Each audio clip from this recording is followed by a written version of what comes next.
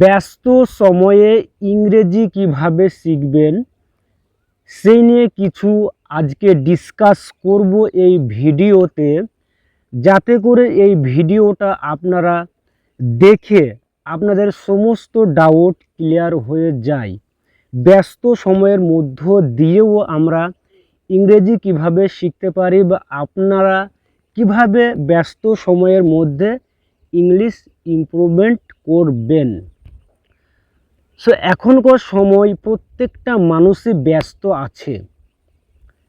কেউ হতে পারে তার জব নিয়ে সরকারি কাজ করছেন, কেউ হয়তো প্রাইভেটে কাজ করছেন, কেউ হয়তো ক্ষেত খামারে কাজ করছেন, কেউ হয়তো মিস্ত্রি কাজ করছেন, সো অনেক মানুষ আমাদের মধ্যে আছেন যিনারা আপনারা ইংলিশ শিখতে একটু আগ্রহী আছেন।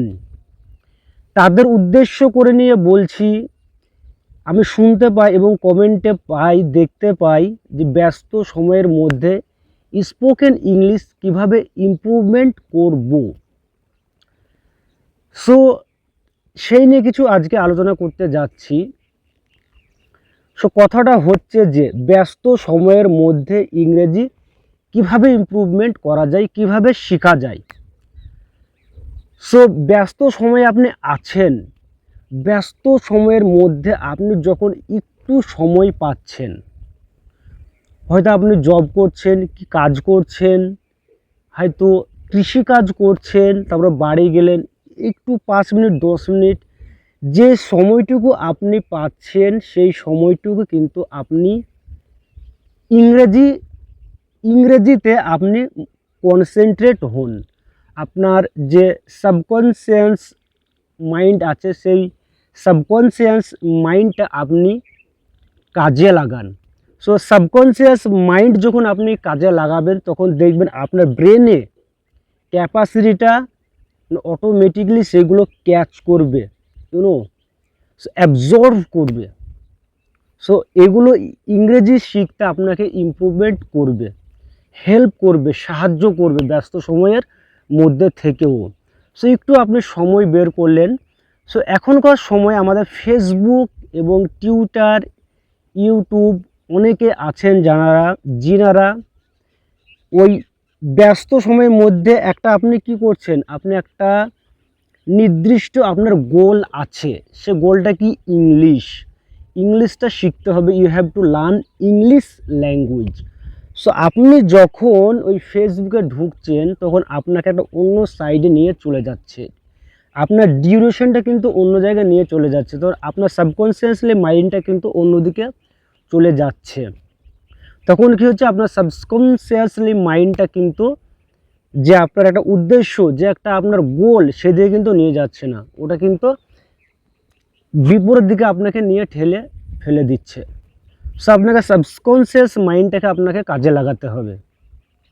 সো যখন আপনি ইউটিউব ফেসবুক দেখছেন তখন ওইসব খারাপ সাইটগুলো থেকে আপনাকে অ্যাভয়েড করে আপনি ইংলিশ শুনতে থাকুন। এবং যখন আপনি ব্যস্ত সময়ের মধ্যে কাজকর্ম আছেন তখন একটা কাজ করতে পারেন, সেটা হচ্ছে যে এখনকার সময় ইয়ারফোন প্রচুর মানুষ ব্যবহার করে।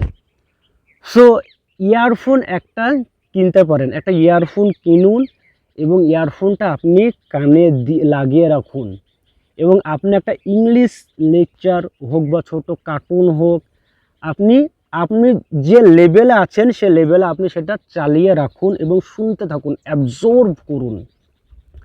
আমি সব সময় বলি যে ইংলিশ ইমপ্রুভমেন্ট করতে হলে আপনাদেরকে বেশি বেশি করে শোনা লাগবে এবং স্পিকিং করতে হবে। Listening or speaking most important for learn English language.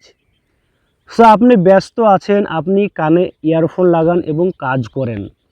So যখন দেখবেন আপনি একটা মূলত কাজ করছেন, আপনার মাইন্ডে কোনো টেনশন নয়, আপনি কি শিখবেন না সে নিয়ে আপনার কোনো ধারাবাহিকতা নেই, আপনি কন্টিনিউয়াসলি কাজ করছেন, you are doing the task continuously, you have no any any your mind does not have any topic and your mind does not have any intention for do the learn English language, আপনার মাইন্ডে কিচ্ছু নেই, মানে কি শিখবেন বা কি করবেন এসব নিয়ে কোনো মানে আপনার সাবকনসিয়াসলি মাইন্ডে আপনার কিছু নেই। আপনি যখন কাজ করছেন তখন দেখবেন আপনার কাজেই প্রকাশ দিচ্ছে, সে কাজটাই কিন্তু আপনি প্রকাশ করবেন। কিন্তু আপনি যখন ওই সময়টুকে আপনি লিসেনিং করবেন না, তখন সাবকনসিয়াসলি মাইন্ডে কিন্তু এটা একদম পারফেক্টলি ক্যাচ করে নেবে। তখন আপনি এটা ভাবতে পারবেন না যে এটা কি করে সম্ভব। হ্যাঁ বন্ধুরা, এটাই সম্ভব। আপনি যখন একটা ব্যস্ত জীবনে কাজ করছেন, ব্যস্ত আছেন এবং ইয়ারফোন দিয়ে কিছু শুনবেন, তখন দেখবেন আপনার সাবকনসিয়াসলি মাইন্ডটা কিন্তু অটোমেটিকলি আপনার অ্যাবজর্ব করে নিচ্ছে। ও কি বলছে ওরা, সেগুলো আপনি কিন্তু অবজার্ভ করে ফেলছে আপনার সাবকনসিয়াস মাইন্ড। আপনাকে কিছু নতুন করে মানে ভাবতে হচ্ছে না। সো এটাই হচ্ছে লজিক, মানে ব্যস্ত সময়ের মধ্যে দিয়ে ইংরেজি কীভাবে শেখা যায়।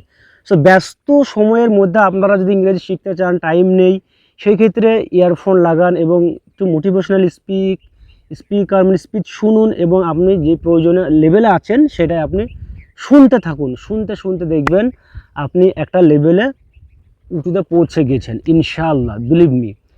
সো ব্যস্ত সময়ের মধ্যে দিয়ে ইংরেজি কীভাবে শেখা যায় আজকে এই ভিডিওতে আপনারা দেখলেন।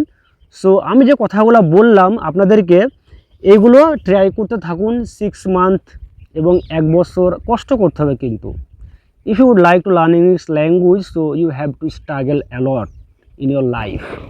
প্রচুর স্ট্রাগল করতে হবে, স্ট্রাগল ছাড়া ইংলিশ ল্যাঙ্গুয়েজ আসবে না, সো এবং মুখে বলতে থাকুন। সো আজকে এটাই ছিল ব্যস্ত জীবনে কিভাবে ইংরেজি ইমপ্রুভমেন্ট করা যায়। যদি ভিডিওটা ভালো লেগে থাকে তবে একটা লাইক করবেন এবং কমেন্ট করবেন এবং বন্ধুদেরকে শেয়ার করে ওদেরকে দেখার সুযোগ করে দিবে। সো ততক্ষণ পর্যন্ত take care of yourself and good bye.